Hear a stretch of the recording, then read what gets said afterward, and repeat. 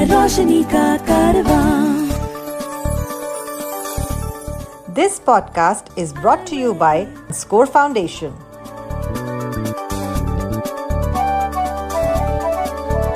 ये है रोशनी, रोशनी, रोशनी का कारवां. रोशनी.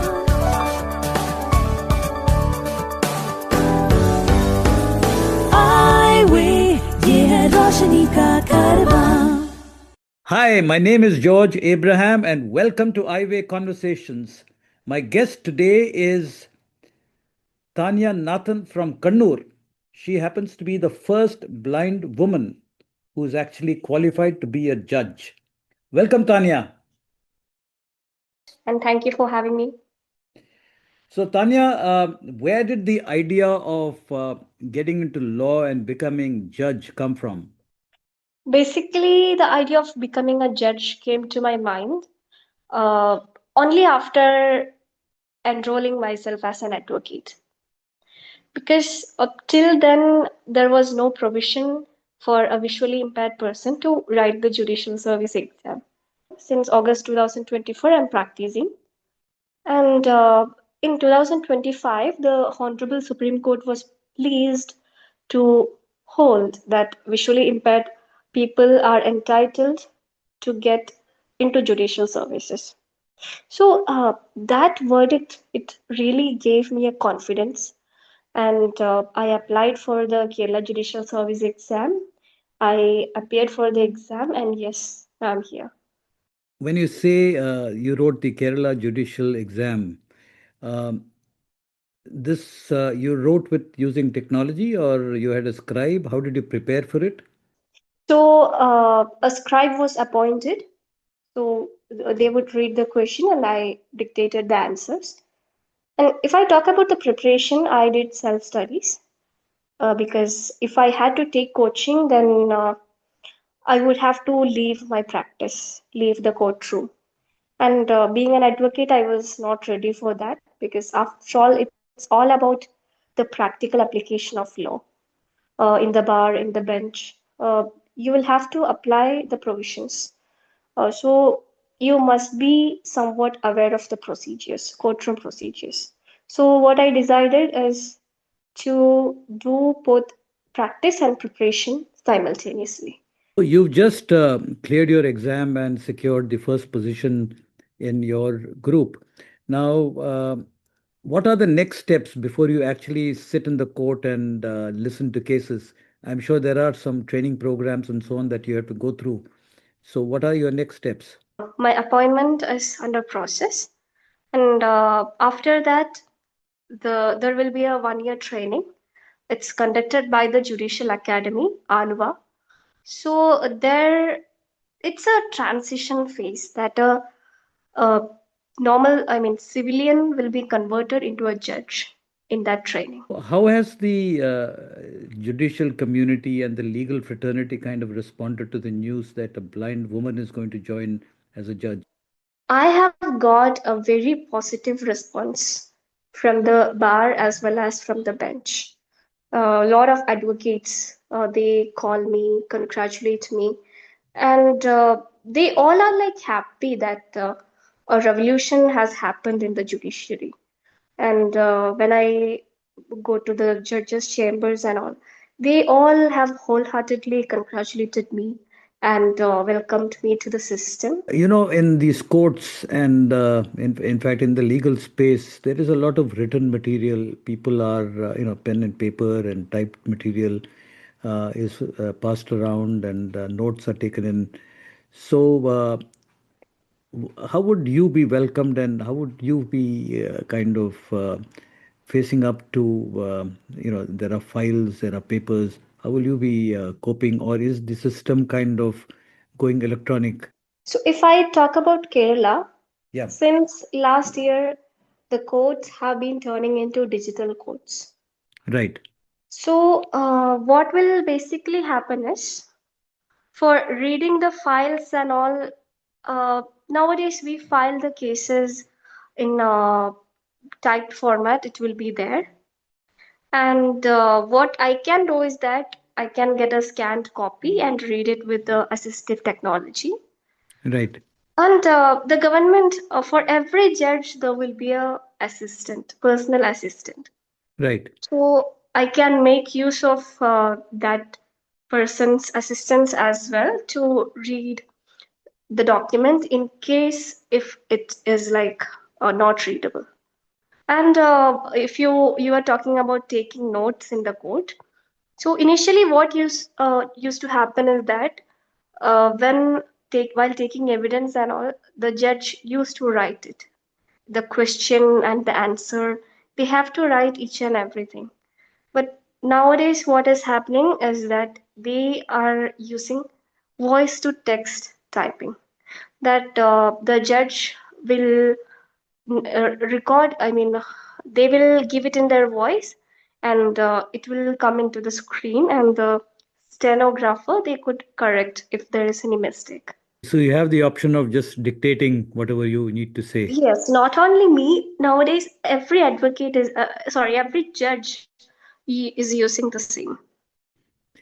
So there are different streams of law. You have criminal law, you have corporate law, you have civil law, and so on. So what was your area of choice, and what are the kind of cases that you've actually taken up? And were people apprehensive to come to a lawyer who cannot see? Basically, I was interested towards both civil and criminal law.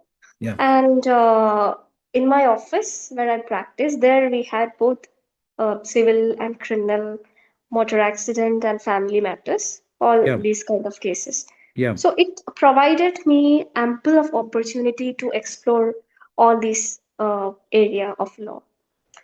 And if I talk about people, uh, initially, every advocate, not only a blind advocate, but every advocate will have to go through that phase of advocacy where they'll have to struggle to get cases.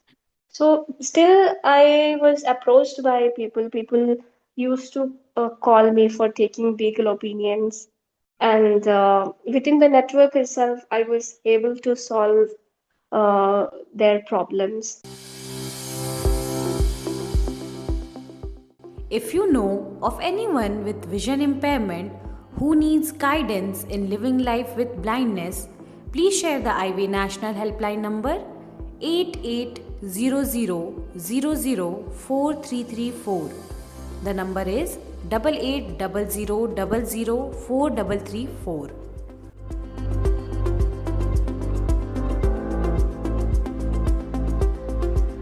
So I'm told that when a young, fresh law student joins the legal profession, there is a lot of uh,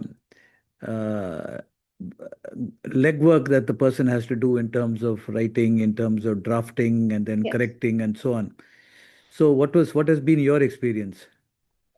Yeah, I was fortunate to get a senior that he never made a sympathetic approach, because when I first time when I entered his chamber, what he told me is that I will never consider you as a visually impaired, and you will have to do all the works, literally all the works which my other juniors do.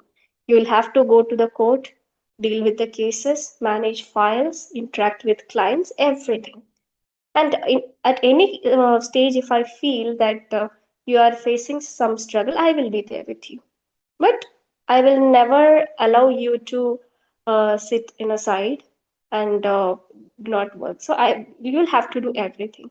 So that attitude really helped me to flourish in this profession. So how did you end up meeting him?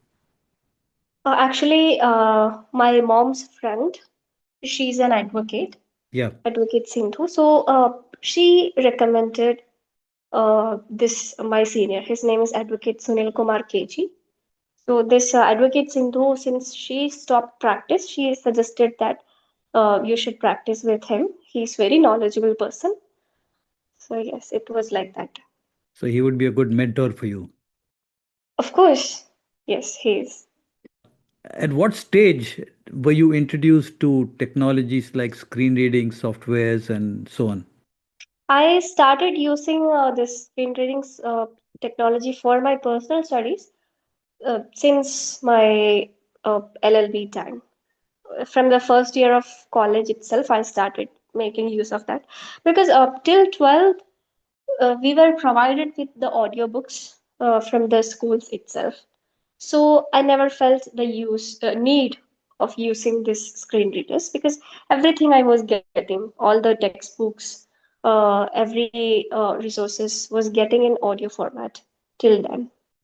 So tell me a little bit about how say technology has actually helped you with your legal studies. Technology has really helped me in my legal studies because unlike other students, they could just walk into the library, take big physical books, read thousands of pages, but I was not that privileged. So, in those times, a craving for knowledge was there. So, technology was the only way in which I could read. So, I made use of technology for accessing the study materials and for what we can say, making presentations and all. We'll have to collect points and other data. So for all these things, I made use of this technology. You seem to have passed out from a school which was mainstream. Yes. So since when have you been studying in the mainstream, and how was the transition? So my from first to seventh standard, I studied in a special school. It's a model school for the blind, Dharmashala in Kannur itself. So there I was taught with the braille script and other social skills, which will uh, equip every student to face the main society. So from 8 to 10 standard, I studied in Parashini Kadavu school. So that transition would have become difficult, but for me, since I have studied in a special school, I was trained that how to mingle with the normal kids. So I was somehow able to cope up with that new change. And the teachers in the new school, they were really supportive. Especially, I got a resource teacher. Her name is Juna.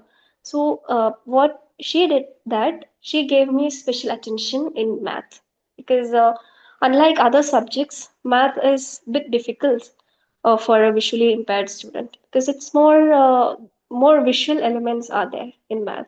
Yeah. So what she used to do is that she would bring the miniatures of the mathematical figures, and we have certain tools with which she would create the graphs, diagrams, everything. So basically, she did very well in making me aware of these mathematical terms and figures. And in 11th and 12th, I studied in Morara GHSS. There also, the teachers were really supportive. There I choose humanities as a subject, and from there on only I got to know about the Indian Constitution, the articles of the Indian Constitution, all these things, which really inspired me to pursue law as a career. There are many government and private examination boards which allow blind students to use technology to write their exams and do their assignments and so on. Did you at any point of time use technology to actually write your exams? No, I was more comfortable with dictation, so I always choose to have a scribe. Normally, they say, if you don't take your own scribe, you can't rely on the scribe that is provided to you. What was your experience? I always asked the university to provide a scribe because taking your own scribe is a bit difficult because you'll have to find a right person. So it will add much more tension. Apart from studying, you will have to take that tension as well. So I always relied upon the scribes appointed by the university. And they were good. They were good, of course. So tell me about your days in the blind school or in the special school. In the blind school, there are very few students. In my class, we were four. And in other classes also, there were 4 or 5 children. So altogether, 20, 25 students would be there. And yes, as I said, we were taught this braille script. And the teachers, they were like more like parents for us. They supported us in every manner. uh, to grow up, to learn new things. And there, apart from studying braille script, we did a lot of activities like indoor games like chess. You might be aware of the blind chess. I Yes. was not that much efficient in playing chess, but still we used to play after lunch and all. And also this blind cricket. You might also be aware of that. Yep. We used to play. Again, I was not that much interested in sports, so I just played casually. But there are a lot of other students who are very well in playing cricket because blind cricket is something like will boost your concentration because Right. it's all about concentration. By listening to the ball itself, you'll have to calculate its speed, the time at which it will reach to you, when you'll have to bat, all these things you'll have to calculate. So these games and all really helped us to grow, to improve our concentration and all these things. So it was a wonderful time, a golden age of my life, I would say. Yeah, I'm actually delighted to hear about your comments on blind cricket Ye- because in 1995, it was I who actually introduced blind cricket in Kerala Yeah. through the Malayalam Manorama Cup, which we organized in Calicut in Kozhikode. To support our work with the blind and visually impaired, you can visit the donate page on our website www.scorefoundation.org.in. Please note www.scorefoundation.org.in.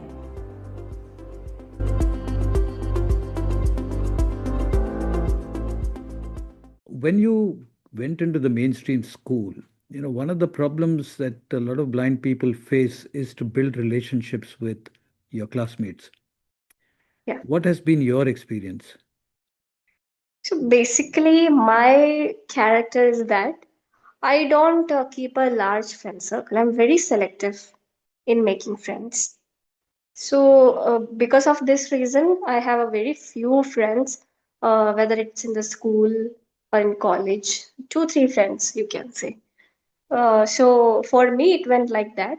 But for others, uh, might have been a bit difficult because every person is unique. Some may be interested in making friendship with you, some may not be interested. So thriving through that situation might be quite difficult and different. Tell me a little bit about your family. Yes. So my father, his name is Jagannathan. He's working in Oman, and my mother, her name is Babita. She's a homemaker. I have an elder sister. Her name is Tara. She's working in Dubai. So, what do you and your mom do in your free time? So what we do is that we plan small things. Suppose if it's a Sunday, then we might plan a lunch with movie with a dinner according to the time.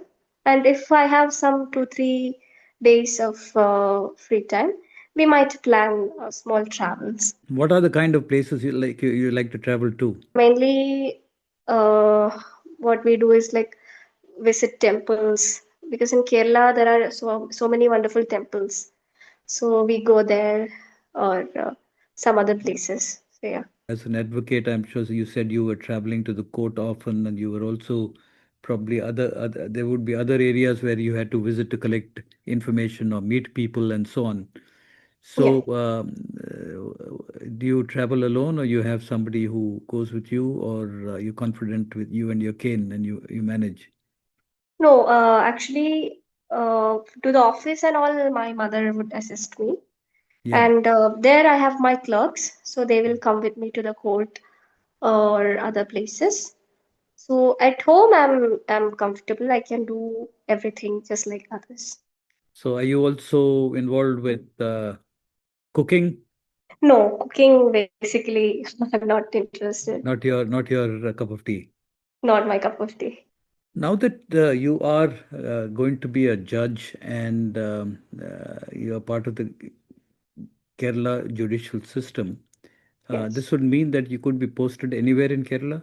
anywhere in Kerala. And does it also mean that you could be posted out of Kerala? No, not out of Kerala because every state have its own judicial service. So, would you at any time be reaching the High Court level? Yes, there is promotion system. So if it's all about the age factor is also there. So if one person enter into the judiciary so early, towards their retirement, they might be in the High Court. And in High Court, as you early asked, there will be transfers. So that we can expect, but till the district judiciary, it will be within the state itself. So, since you have joined the judiciary early, there could be a possibility that you might end up in the Supreme Court. Is that a possibility? Might be. What is Tanya's interest outside law? Okay, so I am interested in reading. Whenever I get time, I try to read fictions, self-help books, and I also love watching movies. First of all, I go for the review, and if it's good, then I would definitely take mom to the theater and try to enjoy movies. Being a visually impaired judge, do you see yourself with having the opportunity of making a contribution to making the country more inclusive?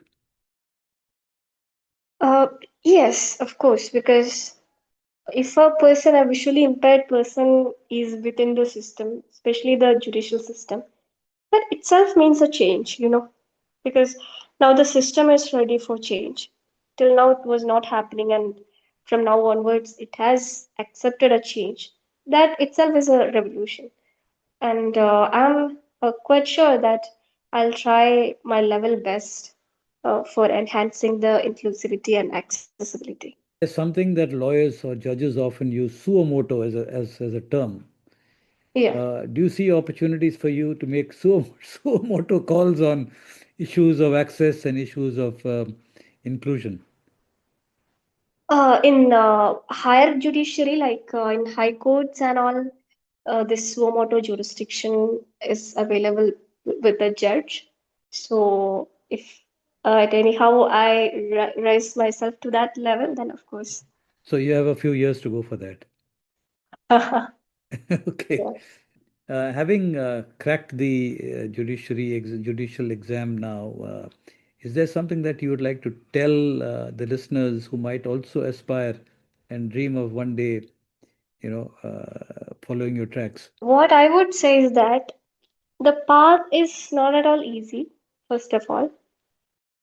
We will have to put all our effort, especially if you are doing practice and preparing simultaneously. It is something different. And if you are having some disability, maybe a visually impaired, it's much more difficult because we will have to compensate this loss of vision or whatever it is with our hard work. But if we have that mindset, if we are confident that one day I'll reach there, then definitely everyone will succeed in this exam. That's for sure.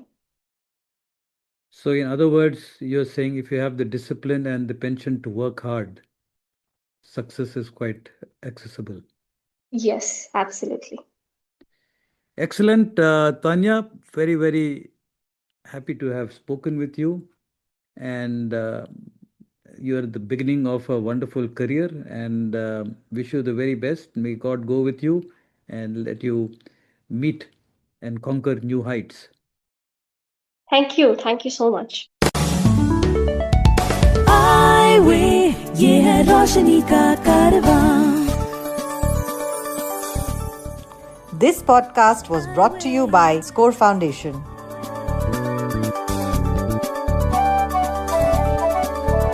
ये है रोशनी, रोशनी, रोशनी का